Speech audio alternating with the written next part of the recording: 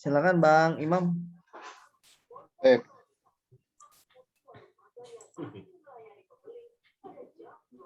Baik. Bismillahirrahmanirrahim. Assalamualaikum warahmatullahi wabarakatuh. Waalaikumsalam warahmatullahi wabarakatuh. Alhamdulillahirabbil alamin wa bihi nasta'in ala umuri dunya waddin. Wassalatu wassalamu ala asyrafil anbiya wal mursalin sayyidina wa maulana Muhammad wa ala alihi wa sahbihi wa mawalah. La haula wa la quwwata illa billah. Asyhadu an la ilaha illallah wahdahu la syarikalah. Asyhadu anna Muhammadan abduhu wa rasuluhu alladzi la nabiyya wa la rasula ba'dah. Qala Allah Ta'ala fi kitabil karim, a'udzu billahi minasyaitonir rajim. Ya ayyuhalladzina amanu taqullaha haqqa tuqatih wa la tamutunna illa wa antum muslimun. Qala Rasulullah sallallahu alaihi wasallam, man sara 'ala darbi wa sala, atau kama qala Rasulullah sallallahu alaihi wasallam. Baik, Ustaz Al-Mukarram yang kami hormati, abang-abang dan mbak-mbak sekalian, alumni Ikatan Alumni Metalurgi yang dirahmati Allah Subhanahu wa taala. Alhamdulillah pada malam hari ini, pada malam Jumat ini yang insyaallah dirahmati oleh Allah Subhanahu wa taala, kita masih dapat berkumpul dalam media maya ya, kalau boleh dibilang, tentunya dalam rangka berukhuwah dan juga menambah ilmu ya pada malam hari ini, thalabul ilmi. Dan tentunya tidak lupa di samping kita bersyukur kepada Allah Subhanahu wa taala, selawat serta salam kita sampaikan kepada Nabi Muhammad sallallahu alaihi wasallam. Karena tanpa ikhtiar ataupun rahmatnya Allah turunkan kepada beliau, maka mungkin pada hari ini kita belum berislam dan maka kita belum beriman. Karena beliau berdakwah begitu keras, maka Islam sampai kepada kita pada hari ini. Baik, abang-abang sekalian, mbak-mbak sekalian, pada malam hari ini insya Allah sesuai dengan jadwal yang sudah disampaikan oleh panitia kajian Ilumet ya, bahwa pada malam hari ini kita akan sama-sama mencari ilmu ya dengan narasumber yaitu Al-Ustadz Abdullah Haidir dengan tema keutamaan beriman dan berharta. Tetapi sebelumnya, izinkan saya sebagai moderator untuk memperkenalkan diri terlebih dahulu. Perkenalkan Ustadz dan abang-abang semua, para peserta kajian. Imam Agung Setiawan, Metalurgi 2014. Sudah IKM pasif berarti sekarang, sudah bukan IKM aktif lagi. Alhamdulillah, lulus kemarin 2019, dan alhamdulillah Allah berikan rezeki kepada saya tahun ini pada bulan September, iman saya sudah sempurna. Alhamdulillah. Baik, insya Allah pada kajian malam hari ini saya akan memandu kajiannya. Akan tetapi sebelum saya serahkan kepada Al-Ustadz untuk menyampaikan kajiannya, ada beberapa hal yang mungkin perlu saya sampaikan. Yang pertama, jika ada peserta kajian yang ingin bertanya, dipersilahkan jika memang ingin bertanya terlebih dahulu, silahkan menuliskan di kolom komentar chat, mungkin seperti itu, agar tidak mengganggu jalannya kajian. Kemudian jika ingin bertanya secara langsung, maka nanti di ujung kajian, di sesi tanya jawab, nanti kita akan berikan waktu, ya nanti silakan bertanya jawab kepada Ustadz secara langsung. Nah, untuk formatnya mungkin supaya kita lebih kenal dan juga Ustadz juga bisa kenal sama kita semua, nanti akan saya berikan formatnya. Ya, jadi ketika bertanya ada formatnya. Jadi bukan hanya berkedar saya bertanya, nama saya, tapi nama saya, kemudian nanti angkatan berapa, saat ini saya bekerja sebagai apa. Kurang lebih seperti itu. Nanti akan saya berikan formatnya di kolom komentar chat. Baik, mungkin sebelum saya serahkan kepada Ustadz Abdullah Haidir, mungkin dari abang-abang panitia terlebih dahulu ada yang ingin disampaikan? Tidak ada, Bang Imam. Langsung aja nanti. Ya. Baik, tanpa berpanjang kalam lagi, sebelumnya dengan tema kali ini, keutamaan beriman dan berharta, tentunya ini menjadi tema yang sangat baik ya buat kita, karena bagi umat muslim ada sebuah kalimat yang pernah saya dengar sendiri ya, itu jika kita memiliki kelebihan harta, maka otomatis kita akan bisa membantu orang lebih banyak. Dengan membantu orang lebih banyak, maka pahala yang akan kita dapatkan insya Allah akan lebih banyak. Nah, tentunya sistematika dan dasar-dasarnya itu sendiri akan dibahas oleh Ustadz Abdullah Haidir pada malam hari ini. Pada malam hari ini, tafadhol, masykur, Pak Ustadz. Bang Imam, mohon maaf. Ya. Itu mungkin dibacakan CV beliau, mungkin. Oh iya. Nggak usah lah. Atau mungkin Ustadznya sendiri yang mau membacakan. Oh iya. CV-nya kayak mau ngelamar aja pakai CV, ntar ada yang ini lagi. Angkat jadi mertua, jadi menantu repot. Masya Allah. Masya Allah. Baik Ustadz, tapi mungkin sebelum disampaikan mungkin 1 menit saya sampaikan terlebih dahulu sedikit singkat saja. Profil pemateri kita pada malam hari ini yaitu Al Ustadz Abdullah Haidir. Beliau lahir di Depok 30 Agustus 1968. Berarti alhamdulillah ya Ustadz ya, sudah 1/4 abad Ustadz ya. Masya Allah. Setengah abad. Iya, Masya Allah, sama setengah abad. 1/4 abad masih muda. Umur saya dong berarti ya. Kemudian beliau mengambil pendidikan di S1 Fakultas Syariah Lipia, dan beberapa pengalaman beliau adalah menjadi dosen di Ma'had Al-Qudwah Depok dan juga tenaga dai kantor Jaliyat Sulai Riyadh Arab Saudi. Pada saat ini beliau menjabat sebagai Wakil Ketua IKADI Depok, staf Syariah Consulting Center, pembina situs manhajuna.com, dan beberapa majelis taklim yang beliau asuh ya. Salah satunya adalah pimpinan pesantren mahasiswa Al-Kahfi Depok dan juga pengajar terbuka Sekolah Madani Depok. Dan untuk yang lain-lainnya nanti silakan ya Ustadz bisa menyampaikan lagi kalau ada kekurangannya. Baik Ustadz, tanpa berpanjang kalam lagi, tafadhol masykurah. Baik. Assalamualaikum warahmatullahi wabarakatuh. Waalaikumsalam. Bismillahirrahmanirrahim. Alhamdulillahirabbil alamin wassalatu wassalamu ala sayyidina Muhammadin wa ala alihi wa ashabihi ajma'in, amma ba'd. Rekan-rekan sekalian, perkumpulan ya, Persatuan Alumni Metalurgi UI ya, entah angkatan berapa, pokoknya alumni lah ya. Mudah-mudahan semuanya diberkahi dan diridhoi Allah Subhanahu wa taala. Jazakumul khairan katsiran atas undangannya sehingga saya dapat bertemu dengan antum sekalian. Ya, mudah-mudahan ini menjadi jalinan ya, ukhuwah di antara kita ya, dan juga seterusnya dapat terjaga dan terpelihara. Baik, tema kita kali ini adalah tentang beriman dan berharta ya. Panitia memberikan judul keutamaan beriman dan keutamaan berharta ya. Ya tidak salah juga ya. Cuma memang ada sedikit perbedaan ya. Kalau keutamaan beriman oke, mutlak gitu ya. Tapi keutamaan berharta itu tidak mutlak saya kira ya, karena bukan pada masalah hartanya ya, tapi pada masalah bagaimana kita memandangnya ya, melihatnya dan menyikapinya ya. Ya, harta tentu saja bisa menjadi sumber kebaikan yang sedemikian besar, tapi harta juga bisa menjadi sebab ya kecelakaan ya, bisa menjadi sebab tergelincirnya seseorang bahkan dalam jurang yang sangat dalam ya. Maka judulnya saya sederhanakan saja, masalah beriman dan berharta. Masalah beriman sendiri insya Allah sudah clear lah ya.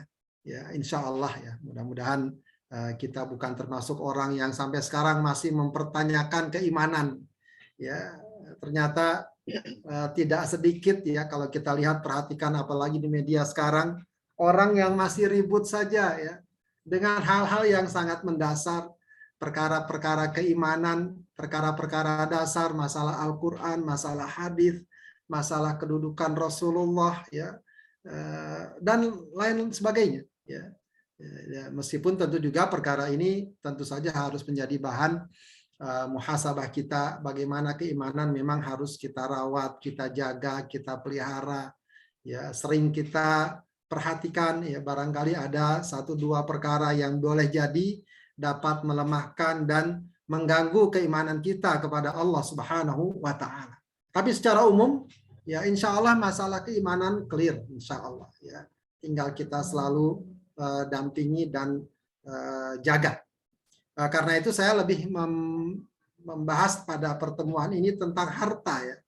Ya karena perkara harta ini dalam perspektif keimanan ya, dan secara umum dalam perspektif ajaran Islam ya patut juga dilihat dalam berbagai aspek yang Islam melihatnya memang dalam berbagai aspek ya. Jadi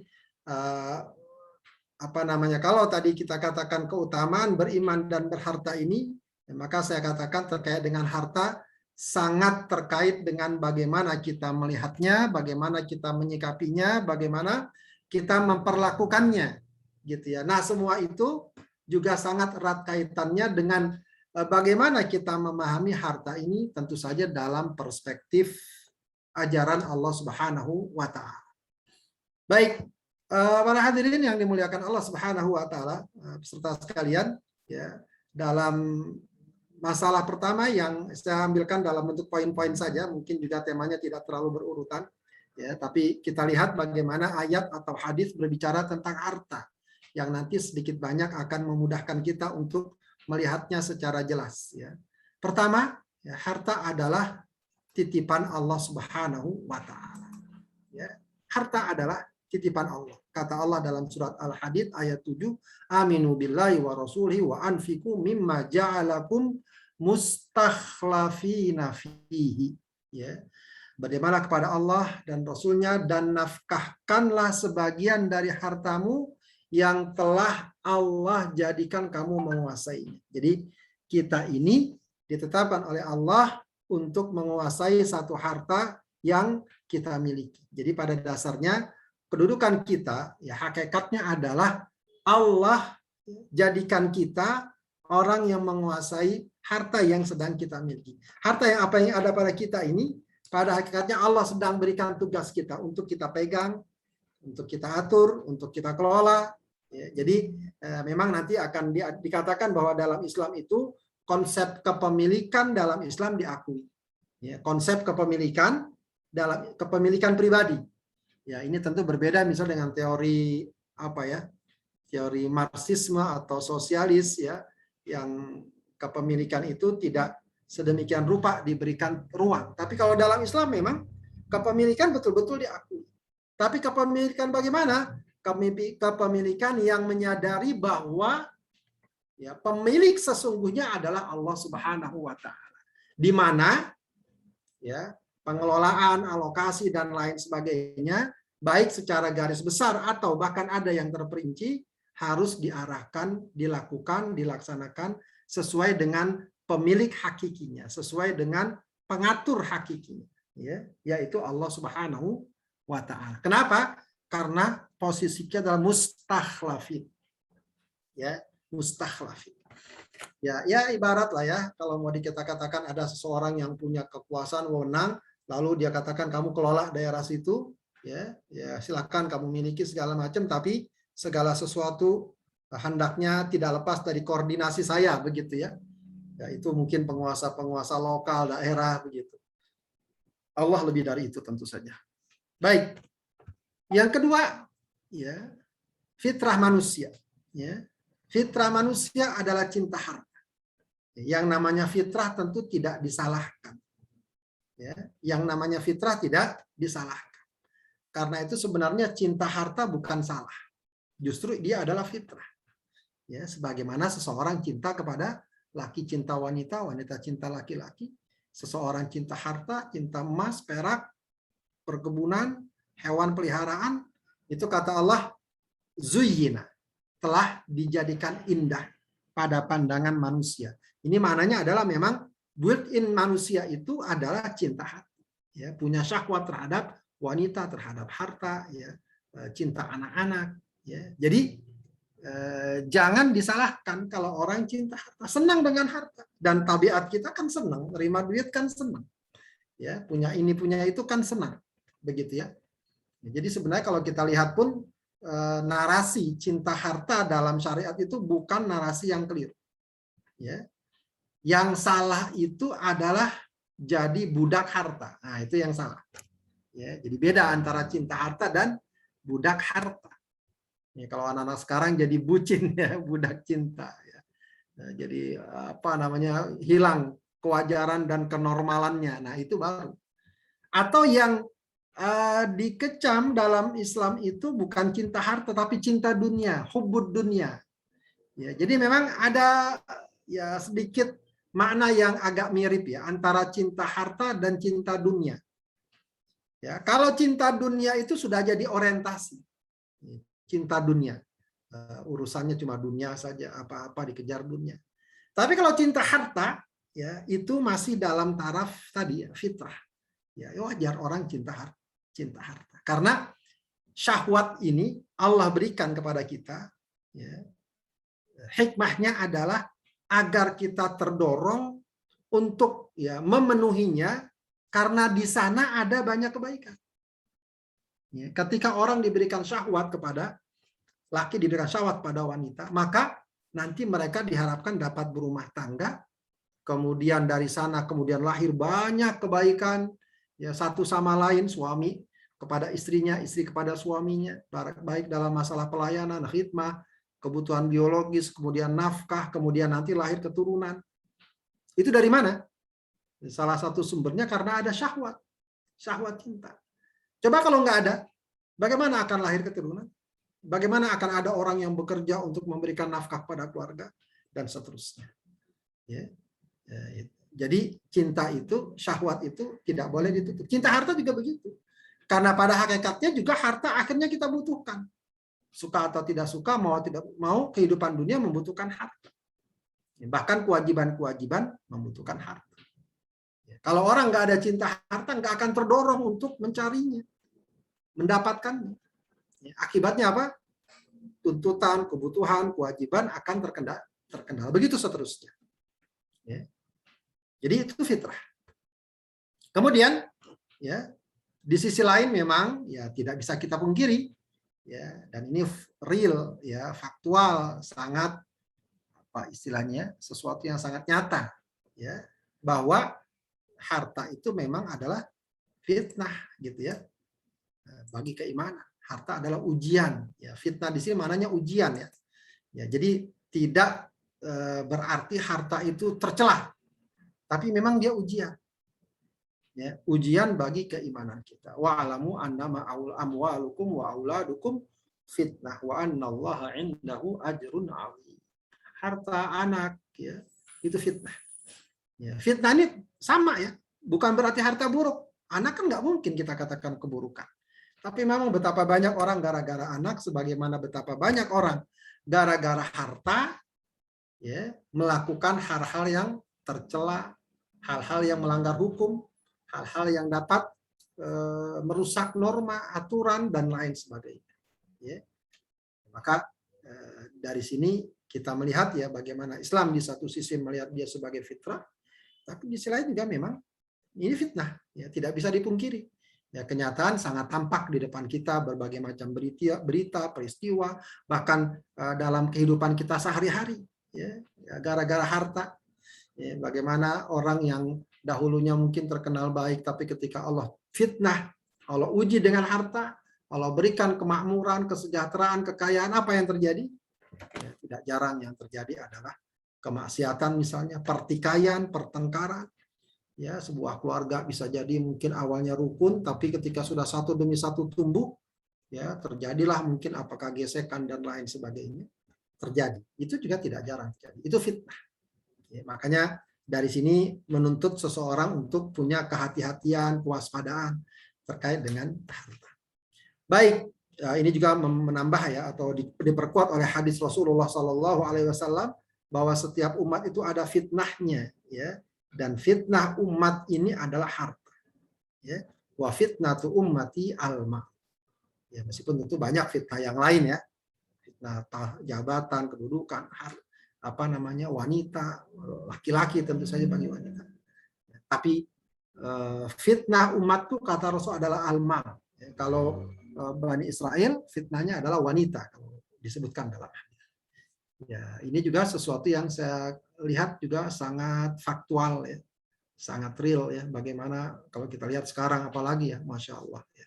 Bagaimana harta itu seakan tidak ada habis-habisnya atau tidak ada cukup-cukupnya ya. Kalau kita lihat berita-berita tentang koruptor saja ya, apa nggak cukup itu ya, uang gaji yang dia dapatkan ya.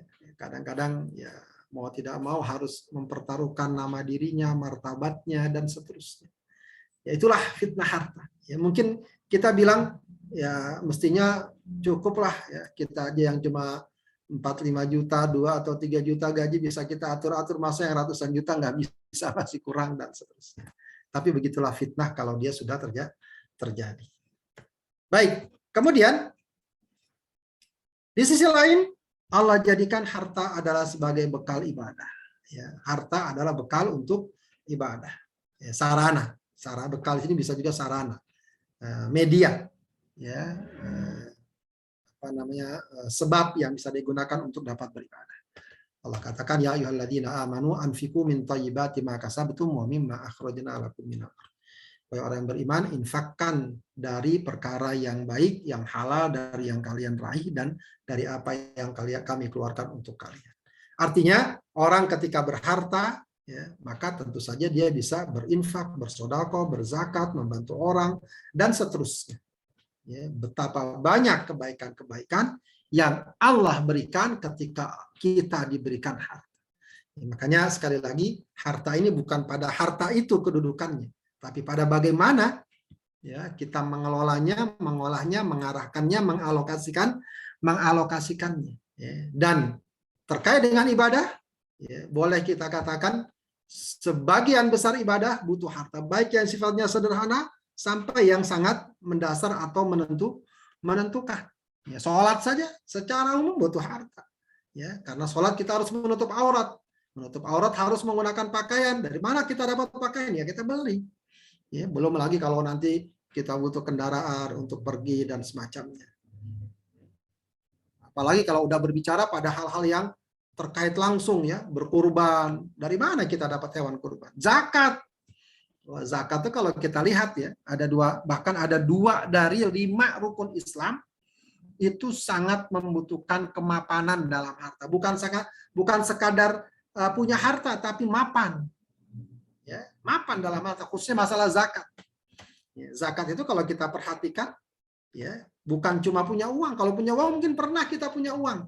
Ya, katakanlah kalau satu nisab itu 85 gram emas, ya katakan kalau sekarang harga emas itu sekitar berapa ya, 800-700 ribu, ya mungkin sekitar 70-60 juta. Mungkin sekali waktu kita punya, ya 70 juta, 60 juta. Tapi itu tersimpan selama setahun, ya sebagai syarat berikutnya dari kewajiban zakat. Ya, umumnya tidak akan terjadi kecuali seseorang mapan secara finansial. Ya, paling kalau kita punya uang segitu, ya kalau saya lah ya, mungkin bukan kita ya. Entar diprotes lagi kita ya. Ya saya gitu ya, punya uang segitu biasanya nggak sampai sebulan sudah banyak penyaluran ini itu ya. Ya nggak usah nunggu sampai setahun nih, sebulan 2 bulan paling tinggal 1 juta 2 juta begitu ya. Artinya apa? Itu menunjukkan bahwa syariat Islam ya sebenarnya banyak menuntut kita untuk ya punya kemampuan finansial yang cukup. Ya, nah, ibadah haji jelas ya sudah kita tahu lah semua.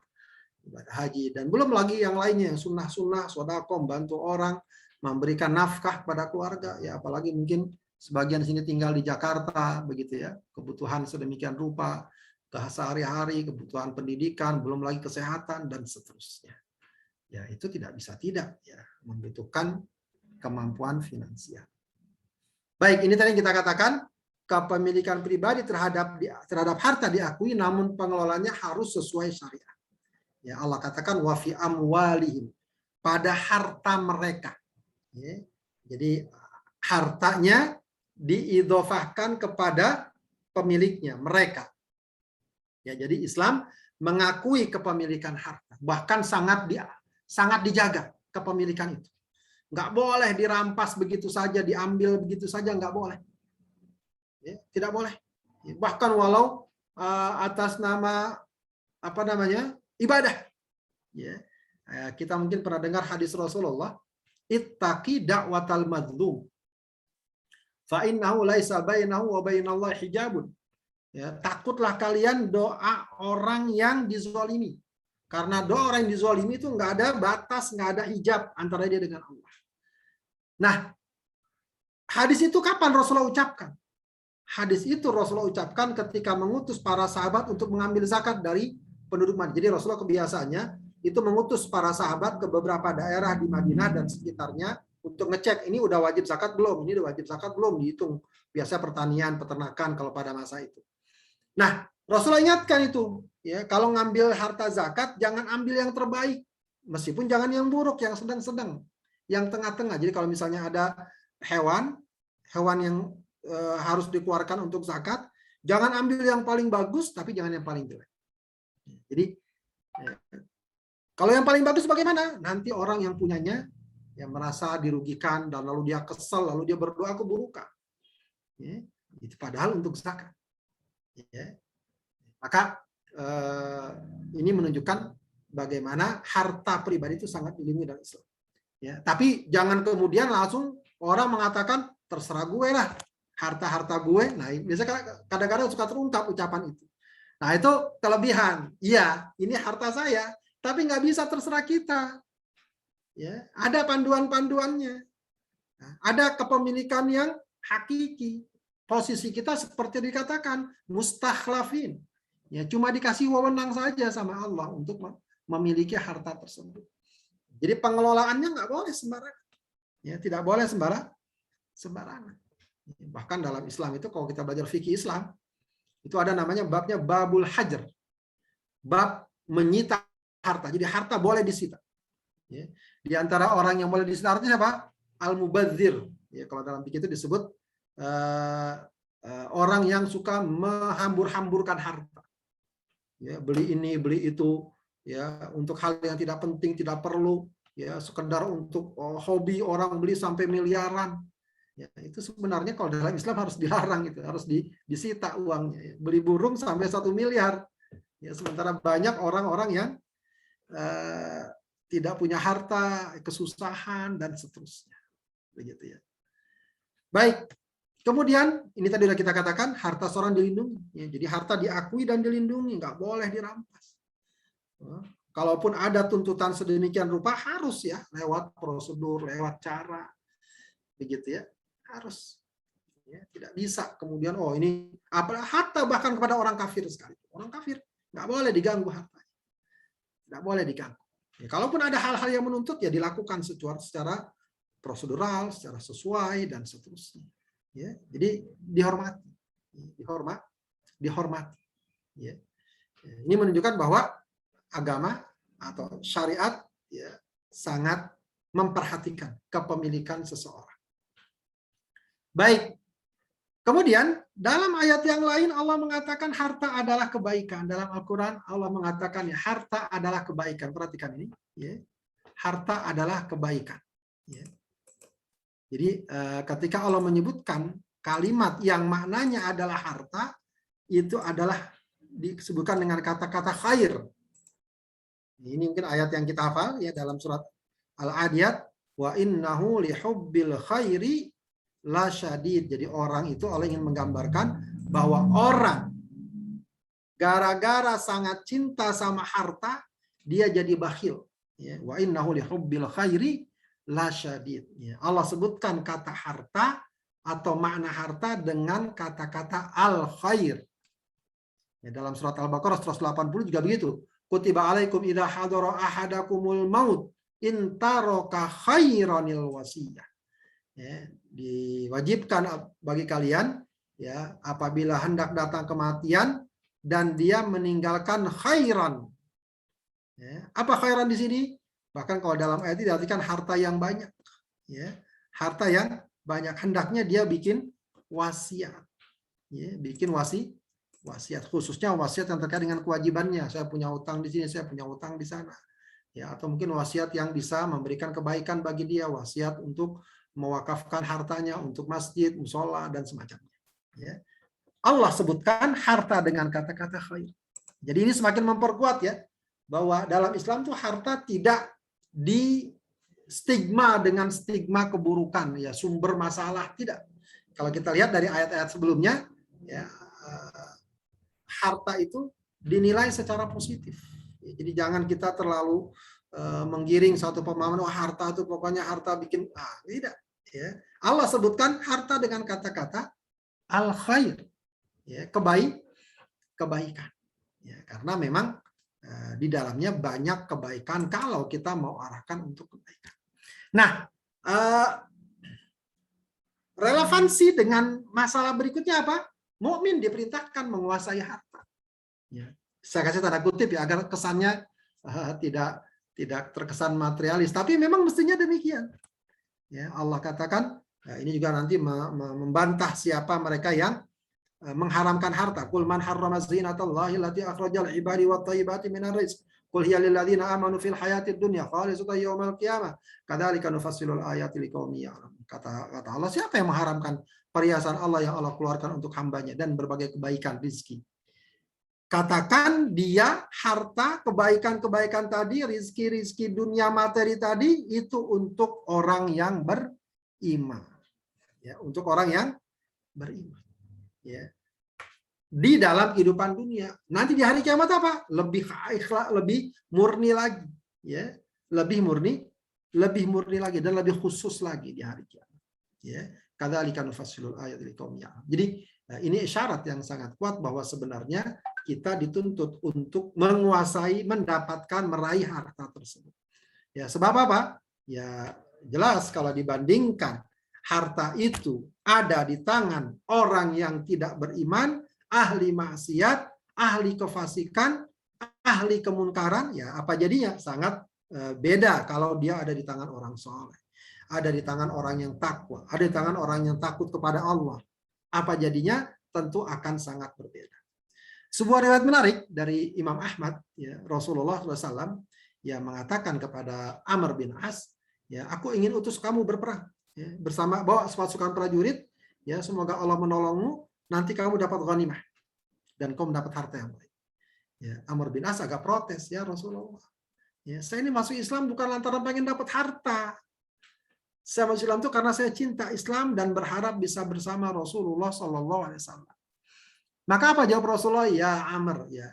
Artinya perkara itu sudah jelas lah, dia udah clear. Saya tahu kalian masuk Islam ikhlas segala macam. Tapi Amr, kata Rasulullah, ya Amr, ni'mal malus soleh lil mar'is soleh. Sebaik-baik harta kalau ada di tangan orang soleh. Nah ini juga semua yang kita sebutkan ini semua perkara faktual semua ya. Ya, ayat atau hadisnya hanya sekedar memperkuat apa yang sebenarnya dapat kita tangkap, ya, secara langsung kasat mata, begitu ya, secara praktis. Wahai Amr, harta yang baik kalau ada di tangan orang soleh, dan memang ya itu sudah jelas lah, ya sudah sangat sangat nyata, ya kita dapat melihatnya. Baik, di sisi lain Islam ya juga sangat menghargai etos kerja, menghargai orang yang berusaha, berikhtiar mencari harta. Jadi jangan kita langsung orang mengatakan, oh budak harta amat sih pagi-pagi udah jalan. Itu bukan budak harta, ya itu adalah kebaikan, itu adalah ibadah. Ya, kita jangan pagi-pagi aja udah santai dulu lah. Ya masing-masing orang berbeda. Ya, masing-masing orang berbeda. Yang penting tadi. Yang penting bukan masalah pagi-pagi berangkat atau tidak, tapi yang penting orientasinya apa, perspektif dia apa, cara pandang dia apa, bagaimana dia mengelola. Ya. Yang jelas orang yang berangkat pagi-pagi, yang berjuang sungguh-sungguh, yang berkeringat, berpeluh mendapatkan harta, sepanjang semua itu dibingkai dengan bingkai yang benar dalam Islam, maka salah satunya adalah sebagaimana Rasulullah gambarkan dalam hadis ini. Ma'akala ahadun ta'aman khairan min an ya'kula min amali yadihi kana Daud alaihissalam la ya'kulu min illa min amali yadihi. Tidak ada makanan yang lebih baik dimakan seorang kecuali makanan yang dihasilkan dari usahanya sendiri. Nabi Daud alaihissalam tidak makan kecuali dari hasil usahanya sendiri. Ya, bahkan Rasulullah mengatakan kana Zakaria alaihissalam najjaron. Nabi Zakaria itu adalah tukang kayu. Ya, jadi para nabi bekerja, ya, mencari nafkah. Ya. Nabi Daud haddad. Ya, bahkan para ulama dahulu itu salah satu penyempatannya, ya biasanya kan kalau para ulama kadang dikaitkan dengan nama kakeknya kayak Imam Syafi'i, nama daerahnya kayak Imam Nawawi, Imam Bukhari, ya, nama apa namanya, di antaranya nama profesinya. Ada ulama namanya Al-Haddad, ada Al-Baqillani. Al-Baqillani itu apa? Yang punya toko kelontong gitu ya. Ada As-Sa'ati yang servis jam, itu ada ulama-ulama yang punya nama-nama yang dikaitkan dengan profesinya. Jadi kerja, punya profesi segala macam itu adalah merupakan bagian dari ibadah dan amal soleh.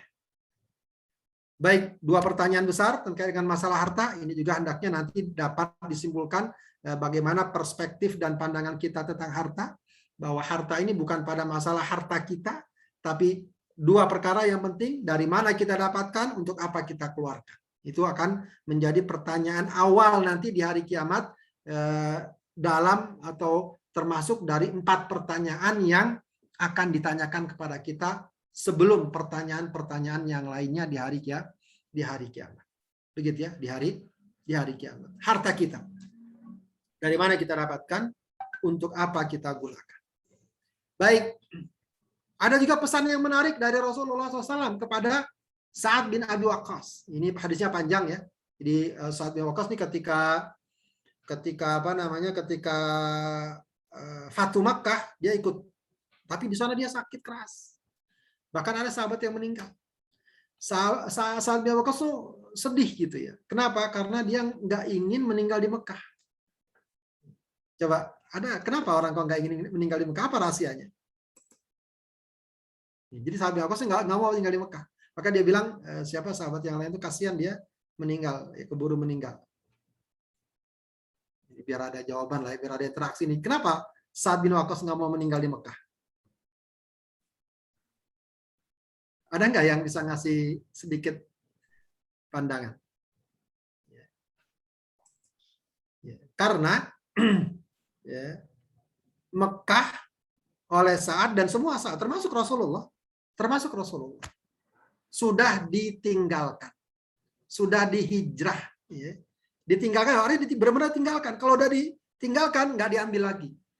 Ya, bukan berarti Mekah nggak bagus, enggak. Karena memang sudah diniatkan saya mau hijrah ke Madinah. Makanya Rasulullah ketika udah Fatu Mekah, wah ini kan kampung saya balik sini, enggak.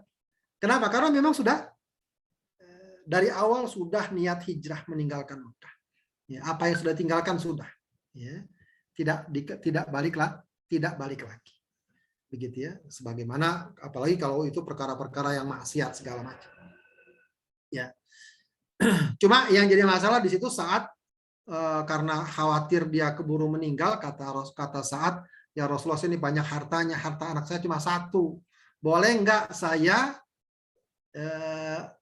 wakafkan, saya infakkan harta saya semuanya? Jangan, kata Rasulullah. Kalau begitu setengahnya jangan, nggak boleh. Kalau begitu sepertiganya, ya sepertiga nggak apa-apa. Maka setelah itu Rasulullah mengatakan kepada Sa'ad, innaka antadhar warathataka agniya khairun min antadharhum alatan yatakaffafunan nas. Sungguhnya engkau tinggalkan ahli warismu, anak-anakmu berkecukupan, lebih baik daripada engkau tinggalkan mereka miskin minta-minta sama orang. Ya. Walastatunfiqu nafaqatan tabtaghi biha wajhallah illa ujirta 'alaiha. Dan tidaklah engkau memberikan nafkah kepada keluargamu dan yang kamu harap adalah ridha Allah, balasan Allah, kamu pasti akan diberikan pahala. Hatta luqmata taj'alhu fi fimrati. Bahkan termasuk satu suapan yang kamu suapkan ke mulut istrimu. Ya. Nah, ini pengantin baru masih bisa suap-suapan ya. Yang lama biasanya sudah nggak pakai suap-suapan lagi ya. Jadi itu gambaran bagaimana Rasulullah memiliki pandangan yang utuh tentang harta. Jangan sampai atas nama, saya udah harta nggak butuh, saya sebar ke kasih. Tidak. Perhatikan juga anak. waris bahkan ada juga dalam fikih ya. Ini bab hajar juga ya. Dalam fikih ya, itu para ulama ya, ini maaf nih permasalahannya, kalau ada orang sakit keras ya, sakit keras dan ada potensi dia meninggal, maka dia nggak boleh tuh bikin transaksi ini itu, begitu ya, nggak boleh. Atau juga bahkan nggak boleh dia nyumbang ini nyumbang itu. Ya. Kalaupun boleh atas persetujuan ahli waris, atas persetujuan ahli waris, karena boleh jadi yang namanya orang kalau udah sakit keras, ya, dia harta banyak, apa kira-kira yang dia pikirkan? Bagaimana agar hartanya bisa dia sedekahkan, nanti dia mendapatkan kebaikan. Kan begitu yang paling mungkin. Nah, bisa jadi dia hilang kontrol, kemudian anak-anaknya nggak diperhatikan. Itu Islam mengatur sampai ke situ, ya, sampai ke situ. Ya, makanya juga dalam fikih itu memberikan wasiat harta, ya, wasiat harta itu nggak boleh lebih dari sepertiga, nggak boleh lebih dari sepertiga. Dan kita tahu doa Rasulullah SAW, ya, doa Rasulullah SAW, Allahumma inni as'alukal huda wa tuqa wal afafa wal ghina. Ini usahakan doa ini jangan kita lewatkan ya. Kalau bisa setiap hari kita selalu. Sebab ini Rasulullah dia minta, ya Allah aku mohon padamu huda, petunjuk, at-tuqa, ketakwaan, al-afaf. Al-afaf itu terjaga diri kita dari maksiat. Wal ghina, dan kecukupan. Kita minta kepada Allah kecukupan harta. Ya, meskipun kadang-kadang dibahasakan ya cukup, yang penting cukup, nggak harus banyak. Yang penting cukup untuk kuliah anak-anak, cukup untuk makan, cukup untuk belanja istri, cukup beli perhiasan, cukup untuk beli mobil, cukup, ya pokoknya cukup ya. Begitu. Ya, meskipun ada, saya nggak cantumkan di sini ya. Ada sebenarnya juga doa Rasulullah agar dihidupkan sebagai orang miskin, dikumpulkan bersama orang miskin di hari kiamat. Ya, ada juga biar kita nggak salah bahwa riwayat di hari kiamat bahwa orang-orang miskin nanti masuk surga 50.000 tahun kalau tidak salah ya, lebih cepat dari orang kaya. Nah, ini juga satu hal yang harus jadi catatan. Ya. Baik, sahabat-sahabat sekalian, dari sini kemudian kita bisa setidaknya ambil beberapa poin ya, ambil beberapa poin terkait dengan masalah keimanan kita dan harta. Bahwa pertama, cinta harta itu adalah fitrah. Ya. Artinya apa? Orang beriman tak boleh membenci harta, memusuhi harta, mengharamkan harta. Nggak boleh. Ya, tidak boleh. Sama sebagaimana orang mengatakan saya nggak butuh wanita, segala macam, nggak mau nikah, nggak boleh.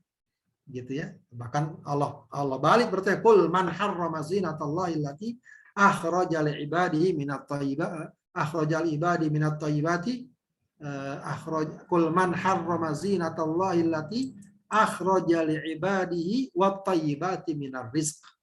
Ya, Allah balik bertanya, siapa itu yang mengharamkan perhiasan dan kebaikan yang telah Allah sediakan untuk orang-orang yang beriman, ya, dari kebaikan dan rezeki. Ya, jadi muamalah kita, sikap kita sama harta bukan pada posisi memusuhi.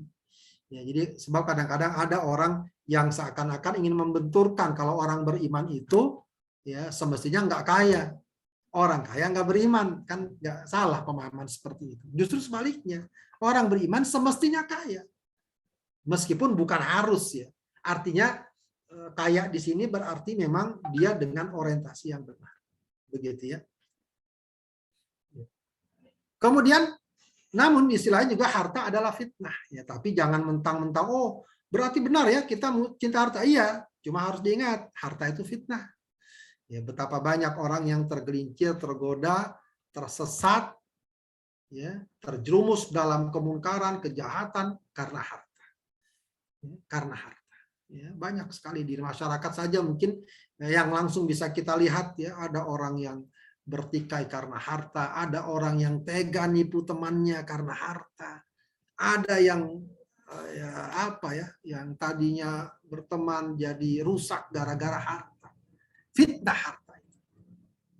Karenanya walaupun kita cinta harta, tetap harus hati-hati. Ya. Bahasanya jaga jarak. Ya. Jangan jadi budak harta. Jangan seakan-akan harta segala-galanya dan seterusnya. Tidak. Ya. Kita harus jaga jarak dengan baik. Lihat rambu-rambu dan panduan-panduan dalam Islam. Bagaimana kita menyikapi harta. Harta juga adalah kebutuhan, tuntutan. Ya. Maka ya konsekuensinya apa? Kita juga nggak bisa lepas dari harta. Siapa orang yang bisa lepas dari harta? Ya. Hatta Rasulullah nggak lepas dari harta. Rasulullah nggak lepas dari harta. Rasulullah meninggal, ya karena apa? Bukan karena. Dalam keadaan apa? Dalam keadaan menggadaikan baju besinya karena dia pengen beli makan. Harta. Ya, dia harta. Jadi nggak ada orang yang lepas dari kebutuhan terhadap harta. Berarti apa? Tidak ada orang yang juga lepas dari tuntutan untuk mencari harta. Ya, maka mencari, mendapatkan, meraih itu sesuatu yang aksiomatis ya, sesuatu yang memang sudah satu kesatuan, satu paket, ya, satu paket. Ya, maka mencari harta itu bukan sekedar masalah urusan dunia apa tidak, dia bagian dari sebuah satu kesatuan tuntutan yang tidak terpisah. Kita punya anak, kita punya keluarga, beribadah pun butuh harta, pengen bahagia butuh harta, berkurban butuh harta, akikah nanti butuh harta, dan seterusnya. Baik, karena itu ya jadikan juga harta sarana untuk meningkatkan ketakwaan dan keimanan. Ya. Dengan harta kita bisa memberikan nafkah keluarga, kita bisa belajar, kita bisa menyekolahkan anak. Ya, berarti apa? Kita memang cari harta, tapi bukan sekedar untuk harta. Ya, bukan sekedar untuk hitung-hitung kita tiap hari. Ya sabu annama lahu akhladah. Ya, apa namanya? Wailul likulli humazatil lumazah alladzi jama'a malahu wa addada. Itu yang harus kita hindari. Kalau cuma orientasinya ngumpulin harta, gitu, wah harta kita udah segini. Pokoknya nanti pengen jadi orang yang masuk ranking sekian, pemilik harta terbanyak, tidak. Ya, itu seharusnya tidak ada bagi seorang muslim. Bagi seorang muslim, kalaupun dia mencari harta, dia semangatnya tak lain untuk menjadikan harta itu sebagai sarana untuk ketakwaan. Ya. Jadi dan kita harus betul-betul melihat pelajaran yang sangat-sangat banyak sekali di lingkungan kita. Hari ini mungkin kita dengar ada berita ya yang cukup beredar ya, mau nggak mau kebaca juga lah ya, bagaimana ada seorang artis yang Masya Allah ya, Allah kasih harta, Allah kasih ya, dan lain sebagainya, kecelakaan kemudian meninggal, ditinggalkan seketika itu semua hartanya, kendaraan yang mewah, rumahnya yang mewah, dan seterusnya. Ya, maka menjadi pengingat bagi kita ya, bahwa harta yang ada bagi kita ini bagaimana agar dia bermanfaat buat kita di dunia maupun di akhirat, dan juga tentu buat orang lain. Harta akan jadi hisab. Harta akan jadi hisab. Ini yang harus juga kita perhatikan. Ya, harta kita jadi hisab. Ya, maka perhatikan betul ya, dari mana harta kita dan untuk apa harta kita. Semakin banyak harta, semakin dibutuhkan kekuatan iman, karena kekuatan iman kita lah yang mampu menghisap harta kita di dunia sebelum dihisap di akhirat. Ya. Kalau kita nggak punya kekuatan iman, lemah hisap kita itu. Lemah. Ya. Yang adalah pengen ini nambah terus. Nggak pernah peduli kita kemana, bagaimana, dan seterusnya. Nggak peduli halal, haram, dan semacamnya. Kalau ada iman, kita sudah punya alat hisap. Ya, sebelum dihisap di hari kiamat. Ya. Maka rekan-rekan sekalian, dari sini kita akan bisa melihat ya bahwa sesungguhnya antara ya, beriman dan berharta bukanlah sesuatu yang berbenturan. Dia justru seiring, bahkan saling melengkapi, saling menguatkan. Ya, beriman ya butuh harta juga dalam tanda kutip ya, atau menjalankan nilai-nilai keimanan butuh harta. Tapi harta sangat butuh juga dengan nilai keimanan. Ya, karena inilah yang dapat mengontrol kita, yang dapat menjaga kita. Ini yang kadang-kadang memang ya sedih juga ya kalau kita melihat fenomena-fenomena di tengah masyarakat ya, paling nggak di negeri kita yang notabene-nya adalah Muslim ya, masih banyak orang yang ringan sekali bermain-main dengan harta. Ya, ringan sekali menerima sogok, menerima suap, menerima mendapatkan barang yang tidak halal dan seterusnya. Ini harusnya menjadi ya introspeksi buat kita, paling nggak buat kita ya. Kita, keluarga kita, itu memang harus ada semacam penekanan. Ya, saya pernah mengatakan korupsi di Indonesia ini salah satu penyelesaian adalah di tengah keluarga. Kalau setiap orang tua betul-betul mengingatkan anaknya, istri mengingatkan suaminya, atau suami mengingatkan istrinya, agar jangan sekali-kali makan uang haram, ya, jangankan besar sedikit sekalipun, ya, insya Allah akan memberikan efek yang besar, besar.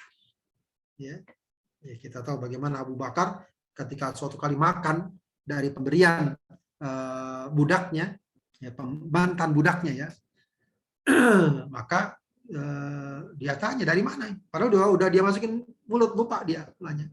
Oh, ini dulu saya dapat uang dari hasil berdukun, ya, yang dia lakukan pada masa jahiliyah, baru dibayar sekarang. Langsung dikorek itu, ya, makanan itu agar keluar. Itu gambaran ya bagaimana orang kalau kepemilikan harta itu dibingkai, dilandasi dan diawasi oleh keimanan.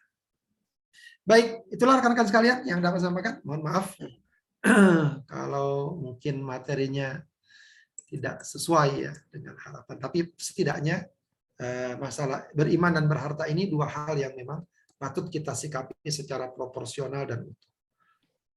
Wallahu a'lam bishawab. Itu yang dapat saya sampaikan. Yes. Wallahu a'lam, kalau ada yang mau ditanyakan silakan. Baik, jazakumullah khairan katsiran kepada Ustaz Abdullah Haidir. Masya Allah, penjelasan yang sangat komprehensif dan sangat insya Allah bermanfaat sekali, Ustaz, ya. Saya jadi teringat dulu beberapa tahun silam itu ketika di Perancis ya ada larangan bernikop. Itu ada salah satu pengusaha muslim ya namanya Rashid siapa, itu setiap kali ada wanita muslimah yang didenda sama pemerintah Perancis karena memakai burqa, itu langsung dibayarin dendanya sama orang itu. Nah, berpuluh-puluh orang itu yang kena larangan itu langsung dibayarin lunas. Nah, bayangkan berarti dengan beliau yang punya harta itu bisa bermanfaat Ustaz ya dengan untuk agamanya gitu. Langsung dilunasi dendanya, jadi orang yang muslimah itu bebas pakai burqa lagi. Masya Allah itu. Dia sempat hits pada masa itu bahwa itu menjadi catatan bahwa kita dengan kita mempunyai harta yang Allah rezekikan pada kita itu menjadi wasilah untuk kebaikan, Ustaz ya. Baik. Ini Ustaz ada beberapa pertanyaan sudah masuk ya. Ada 4 pertanyaan. Nanti pertanyaan pertama dari Bang Surahman atau lagi 1996 ya. Mohon dijelaskan ya Ustaz. Pertama, petunjuk terkait keberhasilan umat Islam yang berhasil menjadi orang-orang beriman sekaligus berharta. Dasar motivasi menjadi orang yang berharta itu apa, bagaimana, dan selanjutnya setelah mapan itu seperti apa? Artinya jadi kurang lebih bagaimana saran-saran Ustadz ya supaya kita bisa menjadi orang yang beriman, tapi kita juga berharta. Mungkin seperti yang tadi contoh saya jelaskan tadi, kayak pengusaha Perancis yang dia bisa bermanfaat bagi umat. Ya. Mungkin seperti itu, Ustadz. Gimana, Ustadz? Baik, kalau masalah keimanan, insya Allah kita sudah ya sering lah ya diingatkan untuk merawat keimanan, untuk menjaga keimanan. Cuma memang satu hal yang penting ya, bagaimana kita membangun, memiliki keimanan yang utuh ya, keimanan yang tidak menyebabkan misalnya kita menarik diri dari perkara-perkara yang sebenarnya juga tidak bisa kita abaikan. Ini yang mungkin jadi catatan ya. Ya, jangan sampai keimanan kita misal membuat kita menarik diri dari kehidupan nyata yang memang tidak bisa kita tinggalkan. Kita berusaha, kita berdagang, kita bermasyarakat, kita bergaul, kita berkeluarga. Jadi keimanan yang semestinya justru harusnya menjadi bekal kita untuk bersosialisasi, berinteraksi, hidup dalam kehidupan yang nyata. Ya, sekarang sebab tidak jarang ada orang menggiring keimanan itu seakan-akan harus menggiring seseorang untuk terpisah dari kehidupan nyata. Dia nggak usaha, dia nggak ikhtiar, dia nggak dagang, dia nggak nggak bekerja dan seterusnya, dia nggak bersosialisasi, dia menarik diri dengan alasan ingin menjaga, itu keliru. Ya, keliru. Justru keimanan itu harusnya menjadi bekal dan modal bagi dia untuk terjun dalam arena kehidupan, begitu ya kalau mau dikatakan. Kalau dalam bahasa hadis Rasulullah, al-mu'min alladzi yukhalitun nas wa yasbir ala adahum khairun minal mu'min alladzi la yukhalitun nas wa la yasbir ala adahum. Mukmin yang bergaul, berinteraksi dengan masyarakat, sabar dengan segala tantangan dan ujiannya, ya, itu lebih baik daripada mukmin yang nggak mau bergaul, berinteraksi atau terjun dalam kehidupan masyarakat dengan segala tantangannya. Jadi intinya adalah iman tentu harus dikuatkan terus-menerus, tapi juga kita dituntut untuk hidup sebagaimana umumnya masyarakat atau orang dalam kehidupannya. Salah satunya adalah terkait dengan masalah harta. Ya, iman tidak bisa kemudian kita dituntut untuk menjauh dari harta, sebab harta ini, ya dunia ini, harta ini mau tidak mau, ya, kita tidak bisa lepas darinya. Kita nggak bisa lepas dari. Ya. Maka konsekuensinya ya kita harus mencari, mendapatkan. Sebab juga mengharapkan bantuan orang, apalagi minta-minta, itu bukan perbuatan mulia. Ya, bukan perbuatan mulia. Udah saya nggak mau kerja, ntar nggak ada yang sedekah, gitu ya. Itu pernah terjadi kisah, ya. Saya lupa itu kisah salafus saleh juga. Ada seorang santri izin sama gurunya untuk bekerja ke kota, ya karena dia merasa mungkin membutuhkan itu. Katanya silakan bekerja, berangkat. Berangkatlah dia. Di tengah perjalanan dia lihat ada seekor burung yang dua sayapnya putus, ya katanya bahkan buta itu burung. Ya, itu dia perhatikan, ini bagaimana burung ini nanti bisa makan. Gak lama kemudian ada burung yang lain, entah induknya atau apa, datang gitu, tahu-tahu ngasih makanan. Nah, ketika melihat fenomena itu dia berkesimpulan kalau burung begini saja yang tidak ada sayapnya Allah kasih rizki, apalagi saya. Ya udahlah saya pulang aja ke rumah, ya nggak jadi kerja keluar, insya Allah Allah kasih rizki, gitu ya. Ya, harusnya nggak usah repot-repot kerja. Pulanglah dia menemui gurunya, nggak jadi pergi. Kata gurunya, kenapa kok kamu justru malah pengen jadi burung yang nggak punya sayap? Kenapa kamu malah nggak pengen jadi burung yang punya sayap? Yang dengan itu dia malah jadi mendapatkan kebaikan karena membantu orang, memberikan makan dan seterusnya. Ya, sebuah kesimpulan yang tentu berbeda. Ya, ada seorang ulama salafus saleh yang sangat juga terkenal, ahli, bahkan zuhud, tapi dia kaya raya. Namanya Abdullah bin Mubarak. Ya, mungkin antum bisa baca tuh, cari di Google ada itu. Ya, Abdullah bin Mubarak, ulama besar, bahkan dia punya kitab tentang zuhud, tapi dia kaya raya. Kekayaan dari mana? Dari berniaga, berdagang. Ya, maka dia di antara kebiasaannya suka mengumpulkan orang fakir miskin, ya kemudian dikasih makan. Maka sering dia bilang, gara-gara kalian saya berdagang. Ya, artinya dari sini bukan masalah kita sekedar mencari harta, tapi motivasi ini yang harus kita bangun terus. Motivasi kita mencari harta. Ya, pertama tentu untuk menunaikan kewajiban-kewajiban kita. Ya mau nggak mau kita harus menuntut itu. Ya, anak, istri, keluarga bagi orang laki ya. Itu mau tidak mau. Belum lagi nanti saya juga pengen bantu orang tua, pengen bantu tetangga, harta lagi. Dan jadi bagus kalau menghadirkan motivasi-motivasi yang banyak ya. Ya, jadi jangan kemudian udah cukup lah, tidak. Saya nggak cukup karena masih ada yang banyak dibantu nih, banyak yang dibela, banyak yang harus dipenuhi dan seterusnya. Begitu ya. Nah, yang penting kemudian di sela-sela itu kita jangan kemudian hilang kontrol. Ini yang kadang-kadang agak berat ya. Awalnya betul pengen nyari harta, kalau kaya bantu orang. Cuma hilang kontrol, akhirnya dia tenggelam dalam itu, kemudian tidak ada upaya untuk memperbaiki diri, untuk mengingat diri dan seterusnya. Ya, maka penting sekali memang para pengusaha-pengusaha ya, atau juga para birokrat, para staf, para pegawai itu ya menyediakan waktu untuk selalu menyegarkan keimanannya. Jadi semuanya berjalan aja seiring, usaha terus juga jaga keimanan, perkokoh dan perkuat keimanan kepada Allah. Ya, wallahu a'lam. Baik, jazakumullah khairan katsiran Ustaz atas jawabannya dari pertanyaan tadi. Lanjut ke pertanyaan yang kedua Ustaz. Ini dari Bang Risnandar atau 2001. Agak keluar tema sedikit tapi insya Allah masih berhubungan dengan harta. Ustaz, jika kita menjual rumah yang dibeli dengan KPR, terus kemudian jualnya itu take over, apakah hasil penjualan dari take over itu kena zakat, Ustaz? Nah, ini mohon maaf agak sedikit keluar dari tema, tapi insya Allah bermanfaat kalau dijawab, Ustaz. Hasil penjualan dari take over. Jadi kita jual ke orang dengan take over.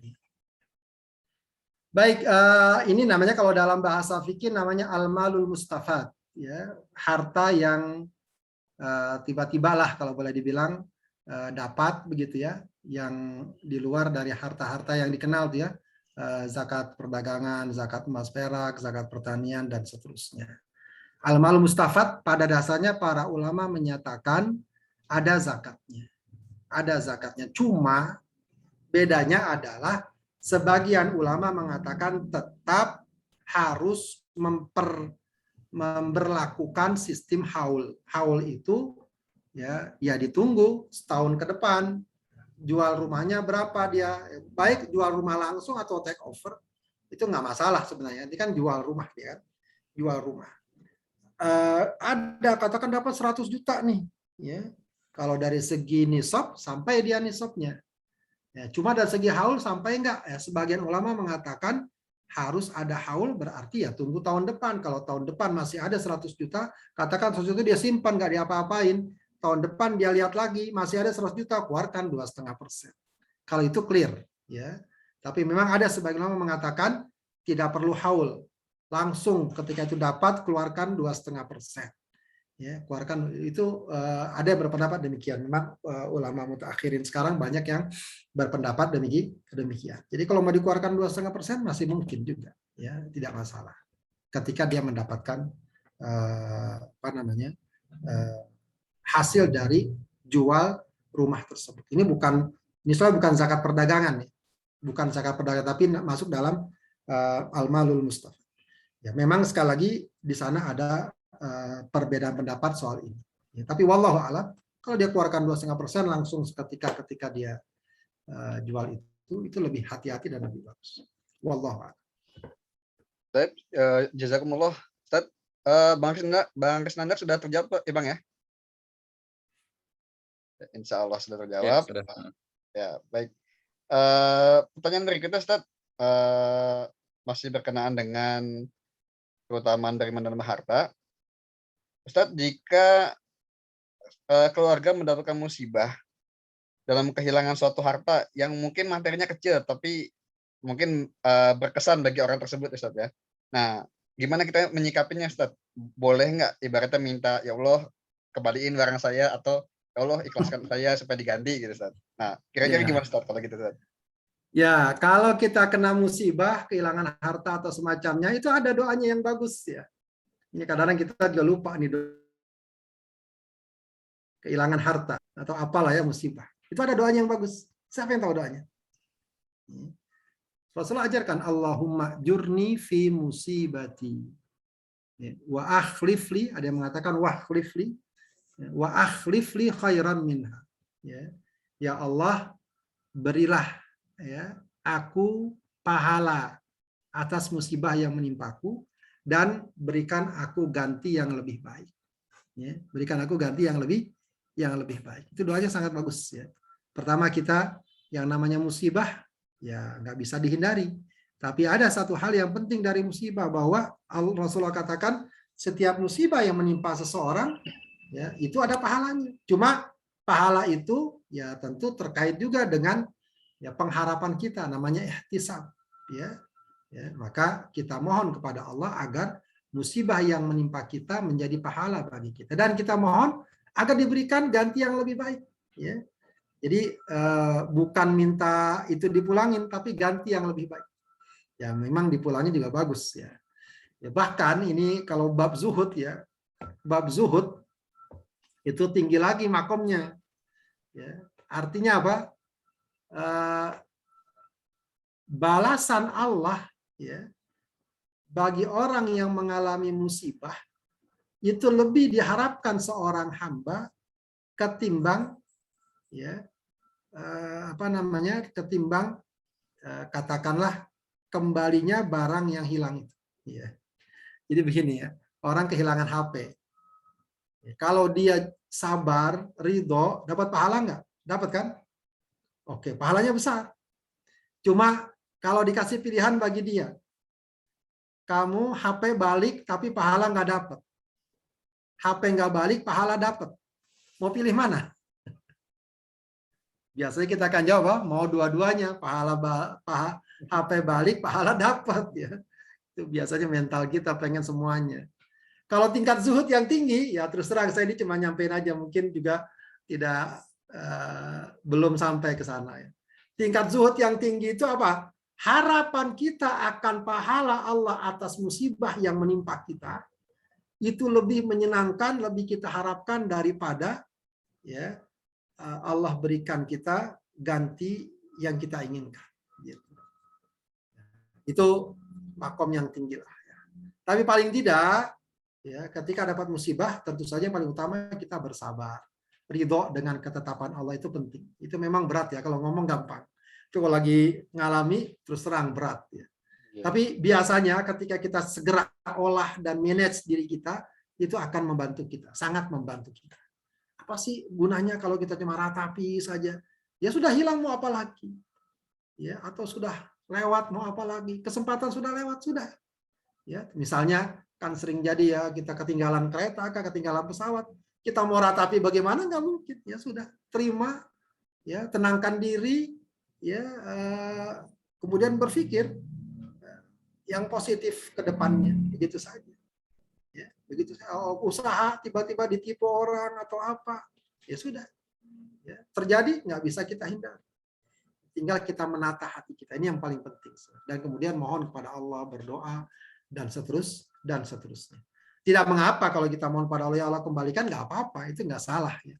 Itu bagian dari permohonan dan doa-doa kita. Tidak mengapa. Tapi yang paling penting ridho dengan ketetapan Allah, sabar dengan keputusan, dengan takdir yang telah Allah berikan. Ya, tinggal berikutnya adalah kita berikhtiar yang paling mungkin dapat kita lakukan. Wallahu a'lam. Baik, jazakumullah khairan katsiran, Ustaz. Bang Tovan, ya insya Allah terjawab ya Bang ya, tadi pertanyaannya. Kemudian Ustaz, ada satu lagi pertanyaan, ini dari Bang Danang, mata 2000. Mohon penjelasannya, Ustaz. Apakah jika seorang anak yang sudah balik, kemudian mempunyai hutang, anggaplah misal kalau tidak ke bank, ke orang lain, tuh ya, apakah akan menyeret orang tuanya juga pada dosa jika anak itu masih berhutang, kemudian orang tuanya meninggal, Ustaz? Ya, hakikatnya adalah yang Allah katakan wala taziru waziratu wizra ukhra. Ya. Seseorang tidak menanggung dosa orang lain. Tidak menanggung. Secara umum ya, secara umum. Kita nggak menanggung dosa orang lain. Kita menanggung dosa orang lain kalau kita memberikan pengaruh, ya, memberikan menjadi sebab berdosanya seorang, itu baru. Ya, gara-gara kita orang jadi nggak sholat, gara-gara kita orang jadi maksiat, nah itu bisa pengaruh. Ya, maka kalau ada sedekah jariyah, ya ada juga dosa jariah. Ya, kata Allah itu setiap ada orang membunuh maka Qabil, bukan kata Allah, kata Rasulullah, maka Qabil mendapatkan jatah dosanya. Ya. Ya, ada hadis Rasulullah yang man sanna sunnatan hasanah, man sanna sunnatan sayyi'ah. Siapa yang mengajarkan kebaikan, dia dapat pahala dan pahala orang yang mengikutinya. Siapa yang memberikan sunnah keburukan, ya ajaran keburukan, ya maka dia akan mendapatkan dosa dan dosa orang yang mengikutinya. Nah, tapi kalau misalnya ada orang berdosa, walaupun dia mungkin apakah dia anaknya, apakah dia istrinya, dia nggak tahu-tahu atau dia nggak ngajarkan, ya maka dia nggak menanggung beban seseorang, ya, beban dosa seseorang, walaupun itu anaknya, walaupun itu istrinya, walaupun itu suaminya. Jadi keliru kalau ada yang mengatakan kalau suami begini ntar kalau istri begini suami diseret-seret, kecuali kalau dia berbuat begitu gara-gara suaminya, atau suaminya ngajarin gitu ya, ngajarin atau apa, nah itu ada pengaruh, ya ada dosanya. Tapi kalau enggak, ya misalnya ya orang tua baik-baik ngajarin anak, pas orang tua meninggal anaknya begitu, ya wala taziru waziratu wizra ukhra, ya. Jadi kecuali kalau anak berbuat begitu karena disuruh orang tua atau pengaruh orang tua. Ya, itu pun juga bisa jadi orang tuanya taubat kan, oh saya nyesel begitu kan bisa jadi. Itu udah kayak gitu sudah putus selesai. Ya tinggal nanti diusahakan bagaimana mengajak, mendakwahkan anak agar baik, agar taat, agar beribadah dan seterusnya. Wallah. Baik, Ustaz, jazakumullah khairan katsiran. Masya Allah, jawaban-jawaban Ustaz sangat menginspirasi. Insya Allah, Bang Danang terjawab ya Bang ya, Insya Allah pertanyaannya. Baik, Insya Allah, abang-abang semua, teman-teman semua, masih ada waktu sekitar 10 menit lagi ya. Mungkin 1-2 pertanyaan masih cukup ya. Mungkin jika ada abang-abang semua atau teman-teman semua yang ingin bertanya, bisa angkat tangan dan langsung ditanyakan ya. Ini ada satu lagi Ustaz, pertanyaan, mungkin saya langsung sampaikan dulu. Dari Bang Fahril, Meta 2009. Mohon penjelasannya Ustaz, apa ya hikmah di zaman sekarang ini ketika harta itu banyak dikuasai oleh orang-orang non-muslim? Padahal pada zaman Nabi dahulu, orang terkaya itu adalah Utsman bin Affan. Nah itu apa kira-kira sebabnya? Apakah kita sebagai umat Islam yang belum memaksimalkan potensinya atau kayak gimana Ustaz? Menurut pandangan Ustaz. Ya. Ini memang sebuah fenomena yang layak jadi renungan kita dan jadi ya muhasabah kita. Ya, bahwa memang semestinya ya kalau melihat apa yang Rasulullah arahkan, semestinya yang katakan menguasai ekonomi, menguasai harta adalah orang beriman. Ya, jika fenomena yang terjadi adalah seperti sekarang, gambarannya sementara pada masa Rasulullah bagaimana ya sahabat Abdurrahman bin Auf yang nggak lama di Madinah langsung kemudian ya, terjun ke pasar ya, dan meraih raihan-raihan ekonomi ya, kekuatan-kekuatan ekonomi itu sesuatu yang sangat penting sekali. Ya wallahu alam, banyak saya kira mungkin latar belakangnya bisa jadi ada faktor upaya gitu ya. Kalau kita lihat ya upaya yang mungkin ya sistematis dan bukan mungkin, saya lihat juga ada semacam itu ya, upaya sistematis untuk menjadikan kaum muslimin memang tidak eksis dalam usaha dan lain sebagainya ya. Ada hal-hal seperti baik tampak atau tidak tampak ya, ini mungkin bukan babnya kita untuk menjelaskan lebih rinci. Tapi juga ada sisi lain pemahaman juga ya, pemahaman ya itu tadi pemahaman yang cenderung menganggap bahwa cinta harta adalah sebuah keburukan ya, cenderung menganggap bahwa orang muslim jangan begitu-gitu amat nyari harta, tidak ya. Ini juga satu hal yang penting ya, agar terjadi keseimbangan. Bukan berarti kita kalau begitu harus nyari harta semangat, tidak, seimbang. Maksudnya adalah seimbang, kita perkuat iman kita, tapi juga kemampuan finansial juga harus kita perkuat. Ini juga mungkin kaitannya nanti dengan budaya ya, budaya ya mungkin kalau bahasa sekarang budaya entrepreneurnya kita yang memang harus ditingkatkan. Ya memang boleh jadi entrepreneurship kita ini atau secara umum ya, mungkin kalau individu sudah bagus. Ya, secara umum ya mau nggak mau harusnya dibangun, dikembangkan. Ya, jangan lagi ada apa namanya mentalitas ya, mentalitas hanya sebagai konsumen misalnya. Ya ini memang ya, meskipun saya yakin ini sudah ada bergerak, tapi memang membutuhkan upaya yang lebih masif lagi. Ya, jadi mungkin kalau mau saya garis bawahi, kalau dilihat tadi kenapa ada dua sisi ya.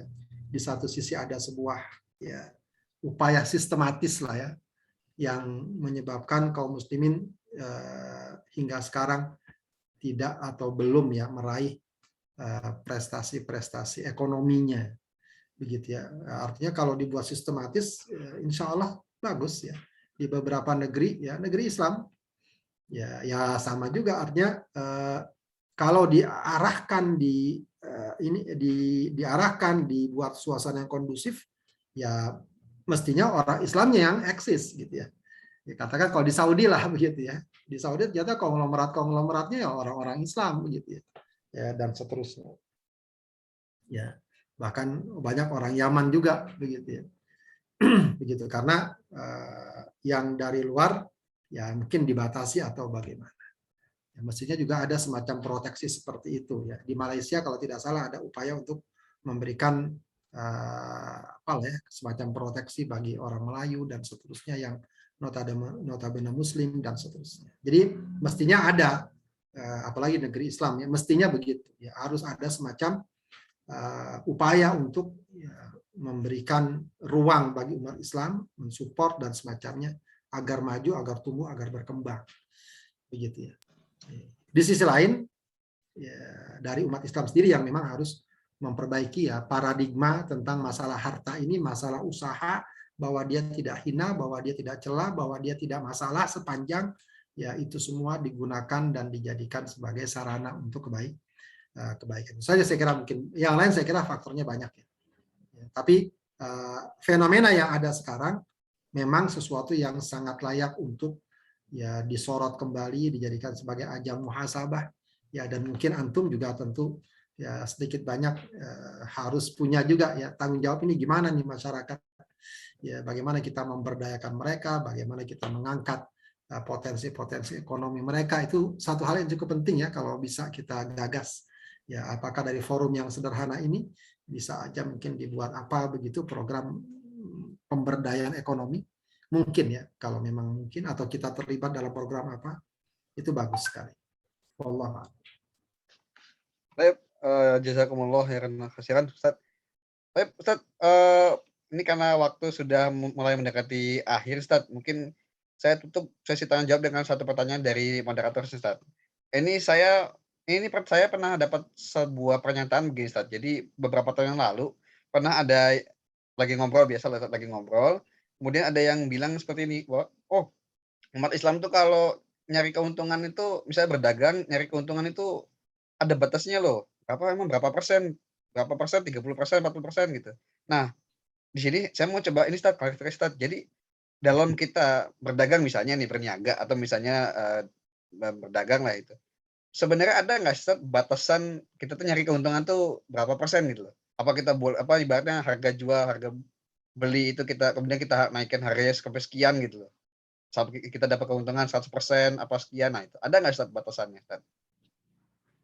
Tidak ada, batasan nggak ada. Ya, membatasi kayak gitu malah akhirnya justru tidak alami ya.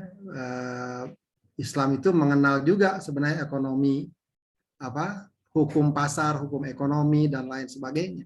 Nah, jadi nggak dibatasi begitu keuntungannya. Yang penting tidak ada rekayasa untuk misalnya menjadikan harga itu jadi mahal dengan monopoli kah, dengan rekayasa ini itu ya.